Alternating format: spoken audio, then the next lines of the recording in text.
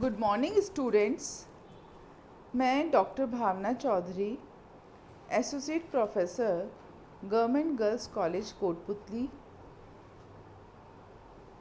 मैं आज आपको रासायनिक साम्य जिसका इंट्रोडक्शन मैं इससे पूर्व वाले वीडियो में दे चुकी हूँ, उसके आगे बताऊंगी कि रासायनिक साम्य को हम ग्राफिकली किस प्रकार से रिप्रेजेंट कर सकते हैं, बता सकते हैं।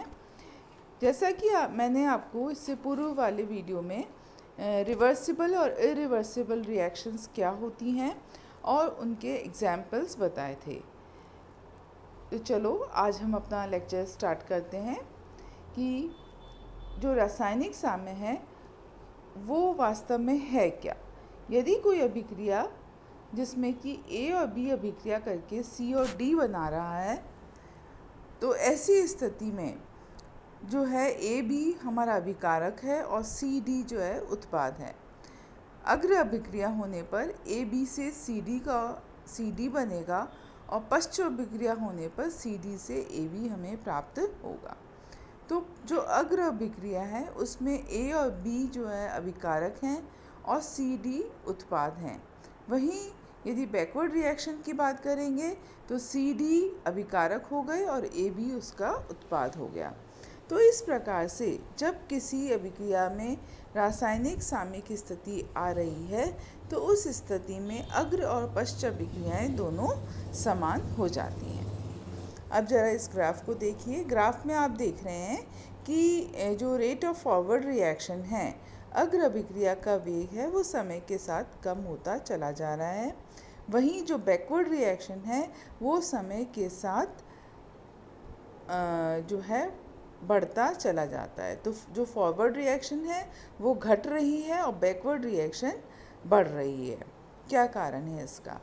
देखिए, जो रेट ऑफ फॉरवर्ड रिएक्शन है, अग्र अभिक्रिया का वेग है, उसके कम होने का कारण है कि समय के साथ अभिकारक की सांद्रता में कमी आती है, अर्थात ए और बी की सांद्रता जो है वो कम होती चली जाती है।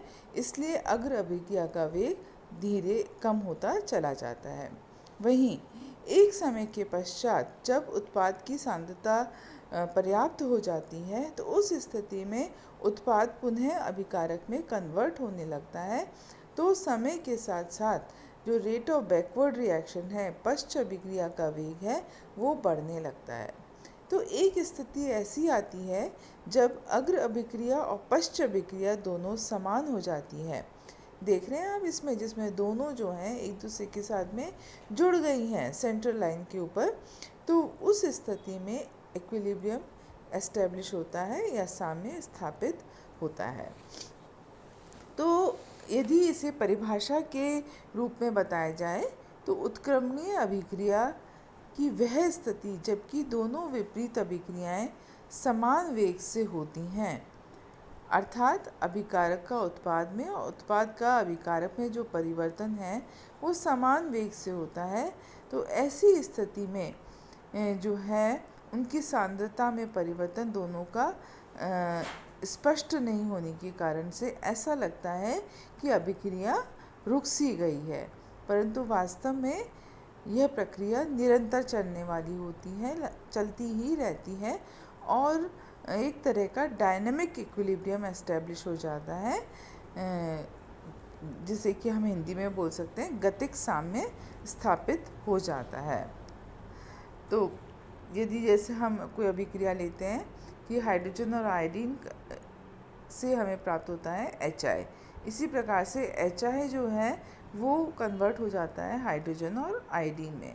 तो ये जो अग्र अभिक्रिया प्रतीप अभिक्रिया है, इसको अध्ययन करने के लिए इसके अंदर साम्यावस्था पर रेडियो एक्टिव आयोडीन डाला गया और ये देखा गया कि कुछ समय बाद जब विश्लेषण किया गया तो HI में भी रेडियो एक्टिव आयोडीन उपस्थित थी। तो इस प्रकार से जो है साम्यावस्था को उन्होंने वेरीफाई करा, प्रमाणित करा। अब आता है कि दूसरी चीज़ मैंने इसमें लिखी है कि जो इक्विलिब्रियम है, हमने कहा इक्विलिब्रियम रिएक्टेंट से प्रोडक्ट और प्रोडक्ट से पुनः रिएक्टेंट बनने की एक प्रक्रिया है। तो अर्थात यदि जैसे कि हमने होमोजीनियस मिक्सचर की बात करी थी या हीटरोजीनियस मिक्सचर की बात करी थी, जिसमें कि रिएक्शंस जो होती हैं यदि एक ही फेज़ में होती हैं तो वो होमोजीनियस रिएक्शन होती है, और यदि डिफरेंट फेज़ में होती है तो वो हीटरोजीनियस रिएक्शन होती है। तो यदि कोई अभिक्रिया गैसीय अभिक्रिया है तो पहली बात तो यह है कि यदि उसे खुले पात्र में करवाया जाएगा, ओपन वेसल में कराया जाएगा, तो कभी भी इक्विलिब्रियम एस्टेब्लिश नहीं हो पाएगा। तो जो वेसल है, यदि गैसीय अभिक्रिया है तो वेसल का बंद होना अति आवश्यक है, क्योंकि यदि खुला है तो उसमें से जो उत्पाद बन रहा है वो बाहर निकलता चला जाएगा और केवल फॉरवर्ड रिएक्शन ही हो पाएगी।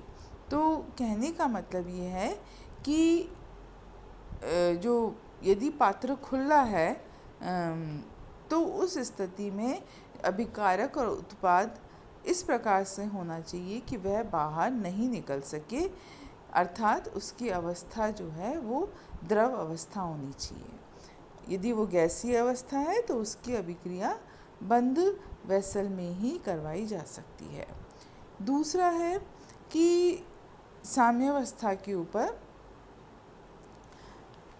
जो रिएक्टेंट है और प्रोडक्ट है दोनों के बीच में एक साम्यावस्था स्थापित हो जाती है, जिसमें कि दोनों के मान जो हैं, रिएक्टेंट और प्रोडक्ट दोनों के मान लगभग स्थिर से हो जाते हैं।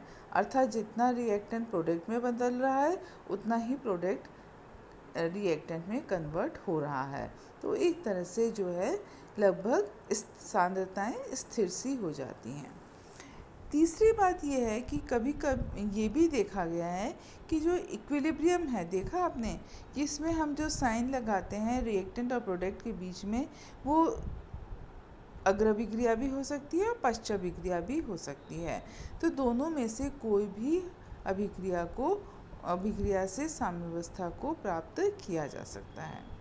तो इस प्रकार से जो है ये कुछ इसकी कैरेक्टरिस्टिक फीचर्स हैं। और एक बात ये भी इम्पॉर्टेंट है कि जब साम्यावस्था स्थापित होती है उस समय मुक्त ऊर्जा में परिवर्तन शून्य के बराबर होता है। तो कई बार आपसे कॉम्पिटिटिव एग्ज़ाम्स में ये भी पूछा जाता है कि डेल्टा जी का मान शून्य कब होता है। तो डेल्टा जी जो है मुक्त ऊर्जा में जो परिवर्तन होता है वो साम्यावस्था के ऊपर शून्य होता है। तो इस तरह से जो है हम इसे परिभाषित भी कर सकते हैं। अब मैं बताऊंगी आपको जो द्रव्य अनुपाती क्रिया नियम है, लॉ ऑफ मास एक्शन क्या बोलता है। लॉ ऑफ मास एक्शन जब शुरू में साइंटिस्ट ने इसके ऊपर अध्ययन किया था तो ये देखा गया कि विल्हेल्मी ने देखा कि जब जो शुगर है उसका जब अम्लीय जल अपघटन करते हैं तो हमें ग्लूकोज और फ्रक्टोज प्राप्त होता है। तो ये देखा गया कि जब शर्करा की मात्रा जैसे जैसे कम होती चली जाती है, अभिक्रिया का वेग कम होता चला जाता है, जैसे कि मैंने आपको पहले भी बताया है। इसी प्रकार से बर्थेलेट और गिल्स ने भी ये देखा कि जब एसिटिक एसिड और इथाइल अल्कोहल की रिएक्शन होती है, मतलब कि एस्टरिफिकेशन होता है, तो ऐसी स्थिति में जो एस्टर का निर्माण होता है तो वह एस्टर का मान अभिकारक की सांद्रता के ऊपर निर्भर करेगा, जिससे कि बाद में गुलबर्ग और वॉगे ने 1964 एक नया नियम दिया जिसे कि द्रव्य अनुपाती क्रिया नियम कहा गया, law of mass action. Law of mass action के अनुसार किसी निश्चित ताप पर किसी पदार्थ की क्रिया करने का वेग उसके सक्रिय द्रव्यमानों के समानुपाती होता है। सक्रिय द्रव्यमान का यहाँ क्या मतलब है, इसे मैं अभी आपको क्लियर करती हूँ। सबसे पहले आप इस परिभाषा को ध्यान रखिएगा कि जो निश्चित ताप पर किसी अभिक्रिया के पदार्थ का वेग उसके सक्रिय द्रव्यमान के समानुपाती होता है। जैसा कि आप इसमें देख रहे हैं, ये एक रिएक्शन है जिसमें कि ए और बी से हमें प्रोडक्ट प्राप्त हो रहा है। इसके लिए हमें जो फॉरवर्ड रिएक्शन है उसे लिखेंगे R is directly proportional to the concentration of the reactant, जहाँ A भी रिएक्टेंट है और B भी रिएक्टेंट है। जब प्रोपोर्शनलिटी साइन हटाया तो उसको हमने K से रिप्लेस कर दिया है। जैसा कि मैंने आपको बताया कि जो अभिक्रिया का वेग है वो effective concentration of the reactant पर निर्भर करेगा। ये इफ़ेक्टिव कंसंट्रेशन क्या होती है? वास्तव में यह वह सांद्रता नहीं है जो कि उस पात्र में उस पदार्थ की उपस्थित है। इफ़ेक्टिव कंसंट्रेशन है जो कि उसमें भाग ले रही है। तो उसका मान जो है A=FC के बराबर होता है। इसको हम एक्टिविटी भी कहते हैं, इफ़ेक्टिव कंसंट्रेशन को। और ए जो है हमारा, इसको हम ए से प्रदर्शित करते हैं और प्रभावी सांद्रता को, और सी जो कैपिटल सी है वो है हमारी उसकी विलयन में सांद्रता या सी। तो A=FC के बराबर होता है। F जो है वो एक्टिविटी कोफिशिएंट है और C जो है कंसंट्रेशन है। तो इस प्रकार से इफ़ेक्टिव कंसंट्रेशन निकाली जाती है। तो पुनः आपको ये ध्यान रखना है कि इस पर आपसे न्यूमेरिकल भी पूछा जा सकता है। ठीक है, अब आता है हम इक्विलिब्रियम कांस्टेंट पर। आपको ये इक्वेशन देखकर क्लियर हो गया है कि यदि कोई अभिक्रिया में A के N1 मॉलिक्यूल B के N2 मॉलिक्यूल से रिएक्ट करते हैं तो M1 मॉलिक्यूल ऑफ C और M2 मॉलिक्यूल ऑफ D जो है हमें प्राप्त होता है। तो अग्र अभिक्रिया हो रही है जिसमें N1 और A और B जो है वो अभिकारक हैं और C और D उत्पाद हैं।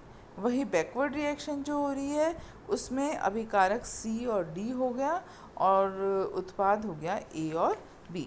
तो अग्र अभिक्रिया की कंसंट्रेशन A और B के ऊपर निर्भर करेगी और बैकवर्ड रिएक्शन की कंसंट्रेशन C और D के ऊपर निर्भर करेगी, जिससे मैंने RF और RB से बता रखा है। तो RF rate of forward reaction is equal to KF A⁴ and B⁴ इसी तरह से जो बैकवर्ड रिएक्शन है वो is equal to KB C⁴ and D⁴ के बराबर होगा।